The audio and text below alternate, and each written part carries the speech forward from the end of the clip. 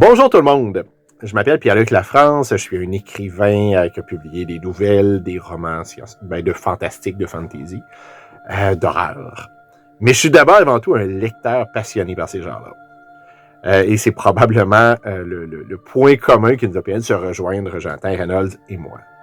Mais aujourd'hui, je suis là pour vous parler dans le cadre de la campagne de sociofinancement pour Sandre Instown. En fait, je suis là pour vous parler d'un livre qui n'existe pas vraiment. Probablement que certains d'entre vous êtes déjà des lecteurs de Jonathan Reynolds. Pour les autres, je vous promets bien du plaisir en perspective. Mais pour ceux qui le suivent, il y en a probablement qui ont beaucoup de ce qu'il a publié. Il y a peut-être des gens comme moi qui ont les fanzines où il a publié, qui ont les revues, les collectifs, ses romans, les rééditions. Mais il y a une chose que je sais que vous n'avez pas. Retour à Instown. Retour à Instown, je sais que vous ne l'avez pas parce qu'il y en a 2 exemplaires. Celui-ci et l'autre, c'est Jonathan qui l'a. C'est une collaboration à distance autant géographiquement que dans le temps. C'est, je dirais, le point culminant d'une amitié littéraire et c'est aussi, jusqu'à un certain point, une blague ou un clin d'œil. La collaboration, en fait, on n'a jamais écrit ensemble là-dessus, même si nos 2 noms sont là.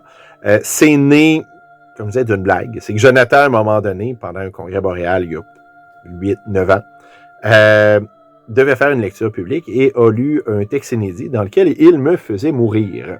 En fait, c'était raconté à la première personne et c'était moi qui racontais que j'avais pris le contrôle du corps de Jonathan pour pouvoir m'exprimer et raconter les horreurs qu'il m'avait fait subir.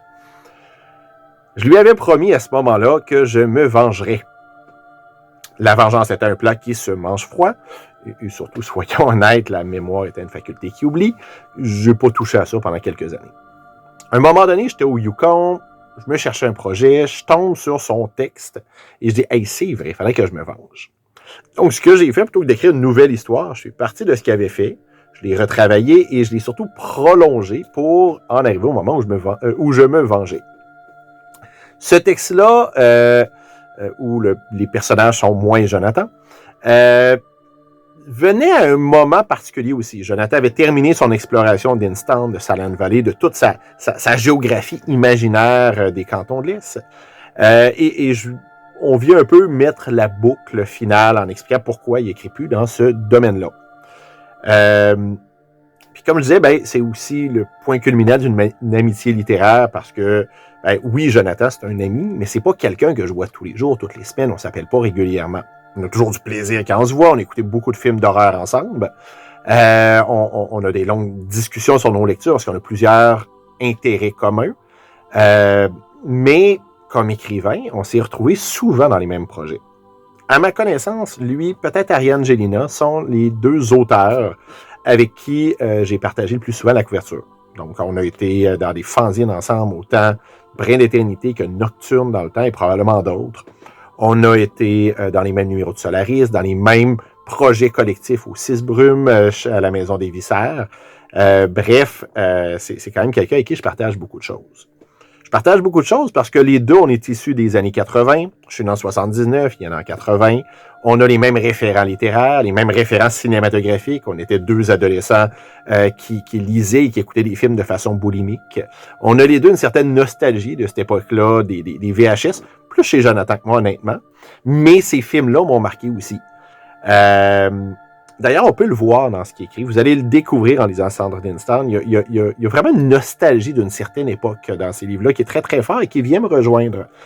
Parce que Jonathan et moi, on partage aussi une passion sur un thème qui est, je dirais, le thème de la perte de l'innocence, qui est le passage de l'enfance à l'âge adulte, qui est le moment un peu de la perte des illusions aussi. Si vous voulez des images rapides, il y a ça de Stephen King, il y a Nuit d'été de Dan Simmons, il y a Le mystère du lac de Robert McCammon, il y en a plusieurs autres. Et il y a bien sûr tout le cycle qui se passe Instown Silent Valley, écrit par Jonathan Reynolds, qui est marqué par ça. Si vous êtes des amateurs de fantastique, des amateurs d'horreur, vous devriez trouver du plaisir. Si vous avez connu les années 80, vous allez voir plusieurs clins d'œil qui vont vous faire plaisir. Si vous ne les avez pas connus, ben, ça peut être une façon de découvrir cette époque mystérieuse où les gens écoutaient des VHS. Dans tous les cas, ça va être la possibilité de voir la naissance d'un auteur, de voir la naissance d'un écrivain. Jonathan a vraiment trouvé ses marques à travers ces textes-là et on voit que plus il progressait, plus il s'éloignait de ses modèles et plus il trouvait sa propre voix qu'on peut lire maintenant dans ses œuvres et qui nous donne envie de suivre les prochaines. Donc voilà, je vous encourage fortement à participer à la campagne de sociofinancement. Vous allez pouvoir voir 2 romans, une vingtaine de nouvelles, plusieurs bonus, dont Retour à Instant, qui va être la seule façon qui va être ouvert au grand public, parce que cette édition-là, eh bien, je la garde. Donc voilà.